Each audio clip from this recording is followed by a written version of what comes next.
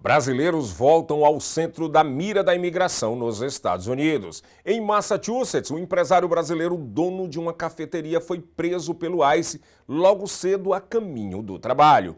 No Maine, outro brasileiro detido vive um drama ainda maior. Ele foi transferido para centro de detenções em 3 estados diferentes e a família perdeu completamente o contato, sem saber aonde ele está.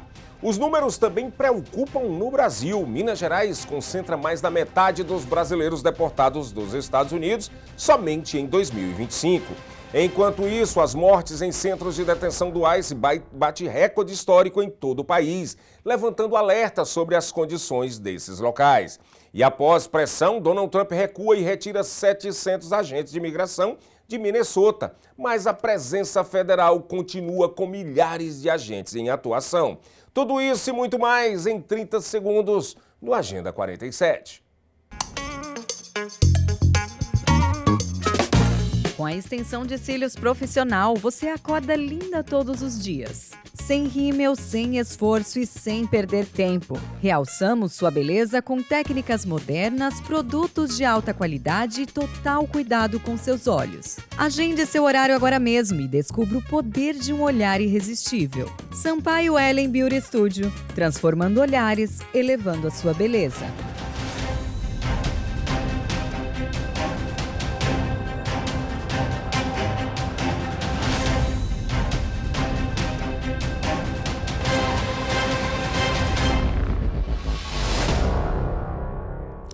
Olá, sejam bem-vindos ao Agenda 47, jornal dedicado a acompanhar de perto as principais ações e notícias que envolvem o 47º presidente dos Estados Unidos, Donald Trump, destacando, claro, os impactos diretos na vida dos imigrantes e na política americana. Estamos presentes em várias plataformas para que você fique sempre bem informado. Em todos os Estados Unidos e Canadá pela SPT Television, SIC Internacional. E também no nosso stream SPT Plus. E claro, se você ainda não tem o SPT Plus, não sabe o que é o SPT Plus, eu vou te dizer agora. O SPT Plus é uma plataforma em língua portuguesa para você que mora em Portugal, você português que fala o português de Portugal, você brasileiro que fala o português do Brasil ou qualquer outro país que fale português, como Angola, Moçambique, enfim. Entre agora mesmo, clicando o seu link aqui, ó, pega seu telemóvel, seu celular, seu cellphone, aponta para esse QR Code que está aqui nesse cantinho e você vai ser redirecionado a SPT Plus. Baixou, instalou, faz seu cadastro com e-mail, senha, pode ir também para a TV, né, para a TV Smart, colocar lá e você vai ter aí um conteúdo de qualidade para você assistir, tá bom? E claro, estamos também no nosso canal no YouTube Seaba Brazilian Television. Informação de qualidade, credibilidade e conexão direta com a nossa comunidade, onde quer que você esteja. O empresário brasileiro Maximiano Fernandes, de 41 anos, foi detido por agentes do ICE, o Serviço de Imigração dos Estados Unidos, ao chegar para trabalhar em sua cafeteria na pequena cidade de Stowe, no estado de Massachusetts. Natural de Porto Alegre, ele tocava o Stowe Café desde 2011 e era uma figura conhecida na comunidade local. Segundo as autoridades federais, Fernandes estava com visto de turista, o B2, vencido, ultrapassando o prazo permitido e acabou sendo alvo de um mandado de detenção ao chegar em seu estabelecimento. O Departamento de Segurança Interna dos Estados Unidos informou que ele ficará sob custódia enquanto aguarda procedimentos de imigração. Além disso, o governo americano afirmou que ele teve envolvimento em delitos como agressão a um menor e atentado ao pudor, o que pode manter a detenção por muito mais tempo. A ação surpreendeu a cidade e mobilizou moradores e políticos locais, com representantes estaduais se oferecendo para apoiar a família de Fernandes. E um outro brasileiro que vive aqui nos Estados Unidos e buscava asilo está no meio de uma jornada entre centros de detenção em pelo menos 3 estados diferentes, sem que a sua família tenha informações claras sobre onde ele está neste momento. Marcos Gaspar da Silva foi detido por agentes do ICE em Portland, no estado do Maine, no dia 20 de janeiro, no momento em que ele falava por vídeo com a esposa. Segundo a mulher, os agentes disseram procurar um criminoso perigoso, mas não apresentaram nenhum mandado. Marcos explicou que estava no país com pedido de asilo em análise. Foi retirado do carro junto com um colega e levado sob custódia. Desde então, a família não sabe exatamente aonde ele está. O governo americano tem colocado Marcos em centros em Massachusetts, na Louisiana e também no Arizona. E em alguns momentos ele simplesmente desapareceu dos sistemas oficiais de localização.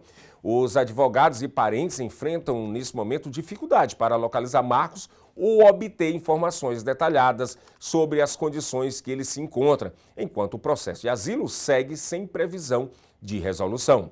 Este caso reacende o debate sobre a forma como o sistema de imigração dos Estados Unidos está tratando os solicitantes de asilos detidos e as limitações de comunicação entre os seus detidos e suas famílias. Minas Gerais concentrou mais da metade dos brasileiros deportados dos Estados Unidos somente em 2025, segundo a plataforma e o programa Aqui é Brasil, do Ministério dos Direitos Humanos e Cidadania. Dados oficiais apontam que 52,4% dos repatriados retornaram ao estado mineiro, muito acima de São Paulo, Rio de Janeiro e outros destinos no Brasil. O retorno em massa acontece em um ano de forte aumento nas deportações, impulsionado por políticas mais rígidas de imigração do governo de Donald Trump. Ao todo, mais de 3 mil brasileiros voltaram ao país por voos fretados, muitos desembarcando em Confins, na região metropolitana de Belo Horizonte, e recebidos pelo Programa de Acolhimento Humanitário, especialmente em estados como Massachusetts, Flórida e New Jersey. O fluxo crescente reacende o debate sobre os impactos sociais e econômicos do retorno forçado dessas pessoas, muitas das quais viviam no exterior há décadas. Dados oficiais e investigações da imprensa norte-americana mostram que 2025 foi o ano mais letal para pessoas sob custódia do ICE nos Estados Unidos em mais de 20 anos. Pelo menos de 31 a 32 detidos morreram enquanto estavam sob custódia do Serviço de Imigração e Alfândega, número que supera os registros recentes e acende alerta sobre as condições das unidades de detenção. O recorde de mortes acontece no mesmo período em que o total de pessoas detidas pelo ICE ultrapassou 68 mil somente no final do ano passado, uma alta impulsionada pela intensificação das políticas imigratórias do governo. As causas variam de problemas de saúde como falência cardíaca e respiratória, a suicídios e também outras situações que ainda estão sob investigação. Em vários casos, familiares e advogados apontam a falta de atendimento médico adequado ou condições precárias nas instalações. O ano de 2026 já começou com novas fatalidades, infelizmente, sob custódia da agência, aumentando o debate sobre a supervisão dos direitos humanos dentro do sistema de detenção imigratório. Essa escalada tem gerado críticas de organizações de direitos civis que pedem maior transparência e mudança nas práticas de detenção e atendimentos médicos para mitigar as mortes evitáveis. Em Minneapolis, imagens impressionantes mostram agentes federais do Serviço de Imigração e do ICE mascarados em um veículo, inclusive também sem identificação, como é comum nessas operações, encurralando e prendendo uma motorista a punho de arma e uma estrada do interior do estado. A mulher, que disse estar apenas observando e filmando a atuação dos agentes, foi parada pelos oficiais, que saíram rapidamente do carro não identificado com armas no punho e retiraram do veículo essas mulheres. Confira.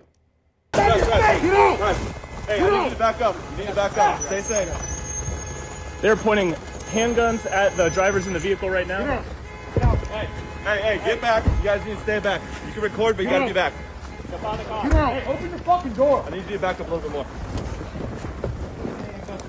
Hey, get back. Hey, get the fuck back. Back.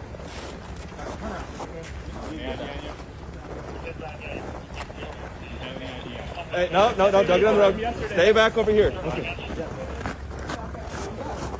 You guys can take pictures, you just need to stay back.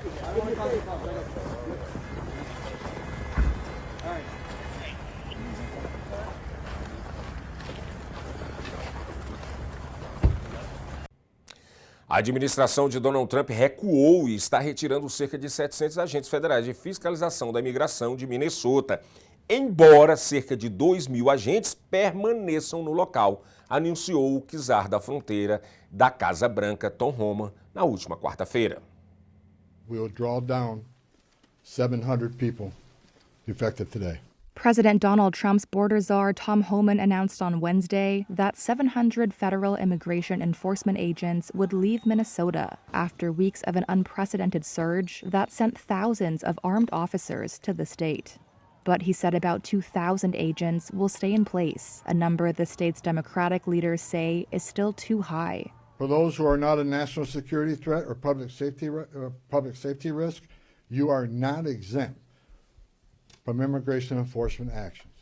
If you're in the country illegally, you are not off the table. Homan cited significant progress and cooperation with state and local officials as a reason for the drawdown, and he said the goal was to return to the usual force of about 150 federal immigration agents in the state, but did not say when that would occur. That is largely contingent upon the end of the illegal and threatening activities against ICE and its federal partners that we're seeing in the community. In late January, Trump sent Homan to Minnesota with a mission to temper the outrage seen in Minneapolis, which intensified after immigration agents fatally shot 2 U.S. citizens. On Tuesday, the brothers of Renee Good, who was fatally shot by an ICE officer in her car on January 7th, testified before a congressional forum, saying the ICE operation had changed their lives forever. In the last few weeks, our family took some consolation, thinking that perhaps Nay's death would bring about change in our country. And it has not.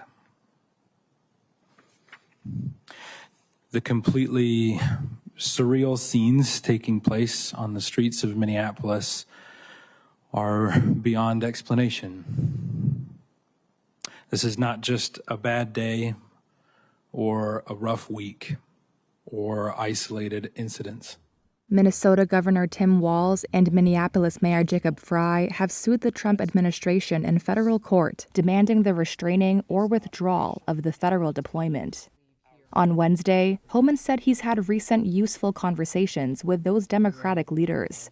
Asked if he thought the operation has been a success, Homan said he thought it improved public safety, but that it was not perfect. Já o presidente dos Estados Unidos, Donald Trump, disse também na quarta-feira que podia ter sido mais delicado nas ações anti-imigração em Minneapolis, que deixaram 2 cidadãos americanos mortos. Trump foi entrevistado pelo canal NBC News no Salão Oval. Quando o repórter perguntou ao republicano o que ele aprendeu com as ações em Minneapolis, Trump respondeu, abre aspas, aprendi que talvez pudéssemos ser um pouco mais delicados, mas ainda é preciso ser firme no combate à imigração. Fecha aspas.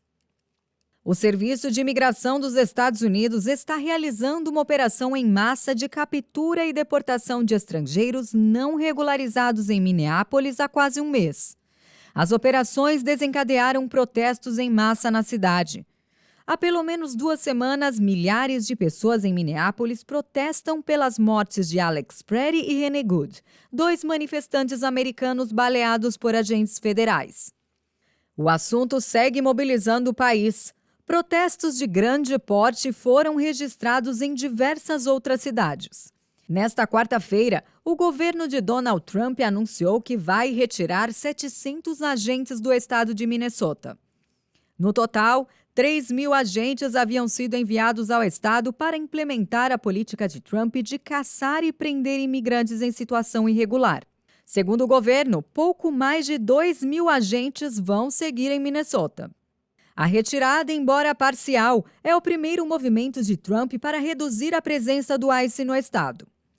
A medida foi anunciada pelo czar de fronteira do presidente norte-americano Tom Homan, que foi enviado por Trump ao estado após a revolta gerada pela morte do enfermeiro Alex Pretty, após ser alvejado por agentes do ICE.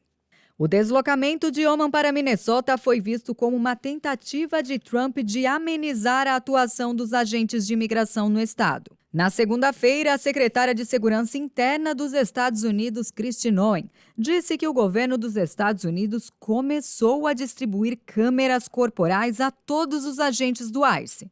Segundo Noem, o programa será expandido para todo o país conforme houver disponibilidade de recursos.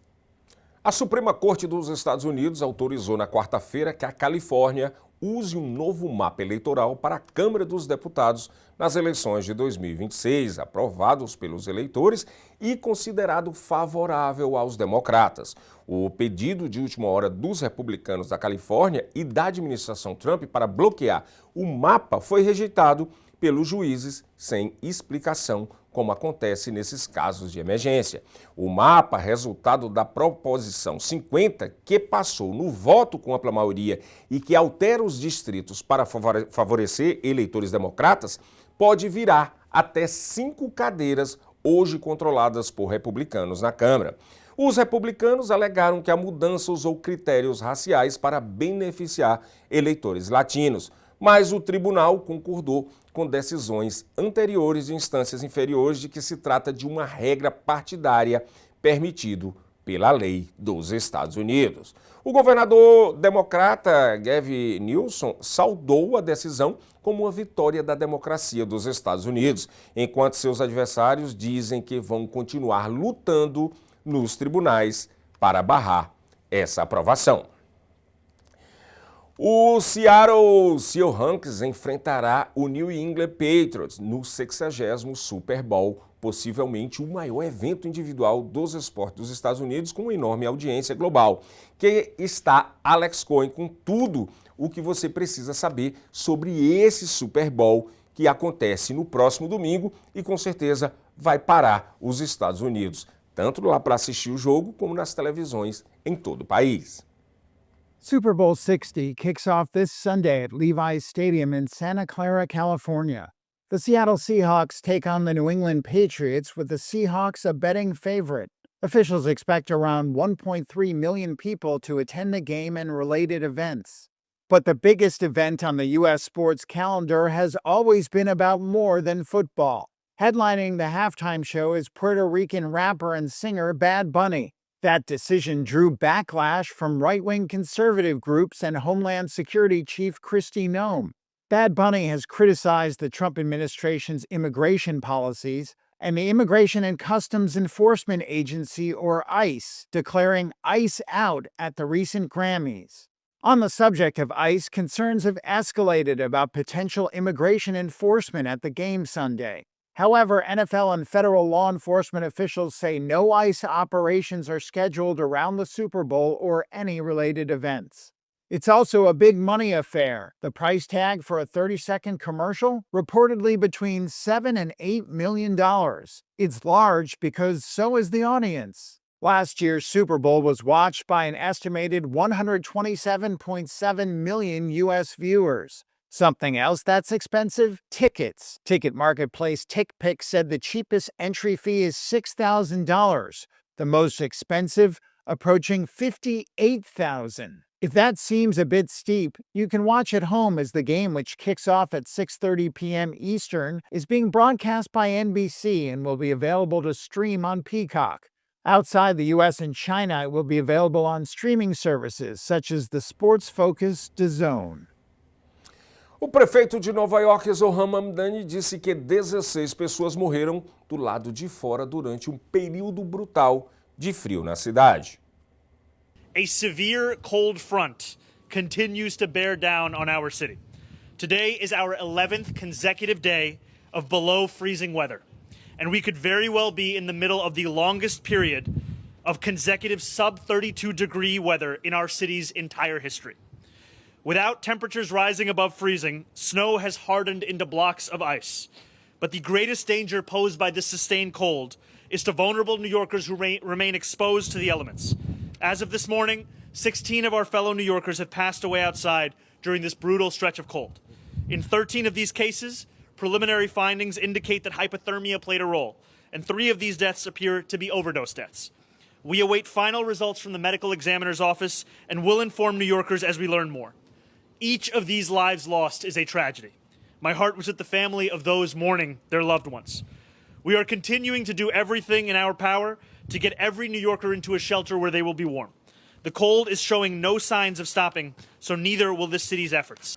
O empresário Alex Saab, considerado testa de ferro do ditador deposto Nicolás Maduro, foi preso novamente na Venezuela na última quarta-feira. Segundo a agência Reuters, a operação foi conduzida por agentes venezuelanos e norte-americanos. A agência informou que Saab foi detido pelo Serviço de Inteligência venezuelano e que deve ser extraditado aos Estados Unidos. A operação ocorreu em conjunto com o FBI. A prisão teria acontecido nas primeiras horas da manhã desta quarta-feira e também atingiu o empresário Raul Gorin, dono de uma emissora de televisão, e investigado nos Estados Unidos por lavagem de dinheiro. Alex Saab havia sido detido pela primeira vez em 2020 em Cabo Verde e passou mais de 3 anos sob custódia dos Estados Unidos por acusações ligadas a um esquema de suborno. Ele foi libertado em 2023 após um acordo que envolveu a soltura de norte-americanos presos na Venezuela. Após retornar ao país, Saab foi celebrado por Maduro como herói nacional e nomeado como ministro da Indústria. No mês passado, porém, acabou demitido pela presidente interina Delcy Rodrigues. A operação ocorre em meio à pressão dos Estados Unidos sobre a Venezuela após a captura de Maduro em 3 de janeiro. O ditador deposto segue preso em uma penitenciária de Nova York e responde a uma série de crimes. Desde então, a vice-presidente Delcy Rodrigues assumiu o governo venezuelano de forma interina e vem se aproximando de autoridades americanas. Donald Trump tem elogiado o trabalho dela e afirmou que a venezuelana está cooperando com os Estados Unidos. E um telefonema muito positivo entre o presidente dos Estados Unidos, Donald Trump, e o chinês Xi Jinping, na quarta-feira, fez com que a China considerasse um aumento na compra de soja norte-americana. No entanto, a boa vontade surge enquanto aumentam as tensões em relação ao pacote de 11 bilhões de dólares em armas recentemente vendidas por Washington a Taiwan. Donald Trump disse na quarta-feira que teve uma conversa por telefone muito positiva com o chinês Xi Jinping. Como resultado, o presidente dos Estados Unidos afirmou que a China está considerando comprar mais soja norte-americana. Trump disse que Xi está considerando um aumento nas compras de soja para 20 milhões de toneladas nesta temporada. Tal montante seria um grande salto em relação ao ano passado, e os preços do grão subiram com a notícia. No entanto, mesmo com os gestos de boa vontade entre os dois presidentes, as tensões permanecem. A China alertou os Estados Unidos sobre sua recente venda de 11 bilhões de dólares em armas para Taiwan, pedindo a Washington que lide com a questão com cuidado. Taiwan, por sua vez, espera assinar mais acordos de armamentos, enquanto seu impasse com Pequim continua. A China vê a ilha como parte de seu território e não descarta o uso da força para tomá-la.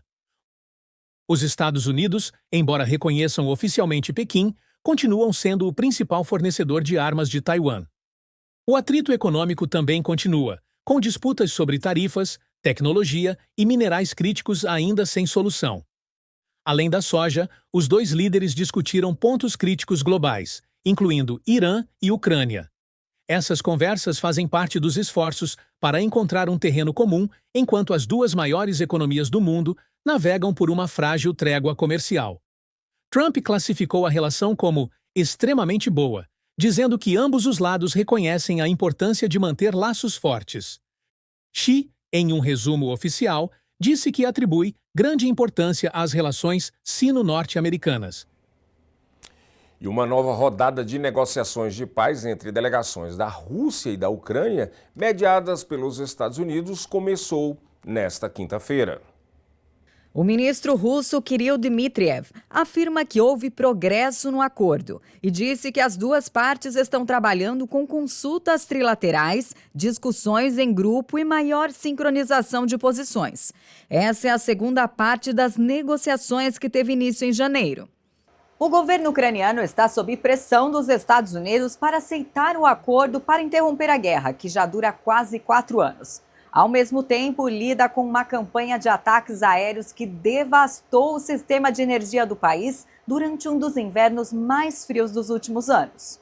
Enviados de Moscou, Kiev e dos Estados Unidos se reuniram na semana passada em Abu Dhabi, nos Emirados Árabes Unidos. A rodada terminou sem avanços concretos. No último sábado, o ministro afirmou ter realizado uma reunião construtiva com a Delegação de Pacificação dos Estados Unidos na Flórida. Até agora, as autoridades divulgaram poucos detalhes sobre a conversa em Abu Dhabi. A iniciativa é encabeçada pelo governo de Donald Trump. Embora autoridades ucranianas e russas tenham concordado em princípio com os apelos de Washington por um compromisso, Moscou e Kiev divergem profundamente sobre os termos do acordo. Uma questão central é se a Rússia deve manter ou se retirar das áreas da Ucrânia ocupadas por suas forças, especialmente o coração industrial do leste do país. Além de Donbás, o Kremlin exige a concessão do território de Donetsk, que segue sob controle ucraniano, e a rejeição definitiva dos ucranianos à OTAN, a Organização do Tratado do Atlântico Norte. Em outubro do ano passado, líderes da União Europeia e da Ucrânia começaram a elaborar um plano de paz com 12 pontos, que prevê somente a concessão de territórios ucranianos já ocupados pela Rússia. A Rússia lançou um ataque maciço contra a Ucrânia na última terça-feira. De acordo com o governo ucraniano, foram lançados cerca de 450 drones e 70 mísseis. O presidente ucraniano Vladimir Zelensky afirmou que a Rússia está priorizando mais ataques em detrimento das negociações de paz. A ofensiva ocorreu às vésperas da rodada de negociação. Nesta segunda-feira, o presidente Donald Trump disse que pode ter boas notícias nas negociações de paz entre a Rússia e a Ucrânia, que tentam encerrar a guerra por meio de diálogos mediados por Washington. E por agora é só, o Agenda 47 está terminando, mas gostaria de reforçar o convite para vocês em assinar e obter a nossa plataforma de streaming SPT Plus. A SPT Plus está disponível tanto no Google, tanto no App Store, os dois estão lá. Se você tiver iPhone, se tiver Android, não tem problema. E também nas Smart TV. Só basta você botar lá na sua busca, fazer um search, uma busca, botar SPT Plus, SPT+, e você vai ter aí realmente uma plataforma em língua portuguesa da melhor qualidade. E gostaria também de reforçar o pedido das inscrições lá no nosso canal no YouTube, Seaba Brazilian Television.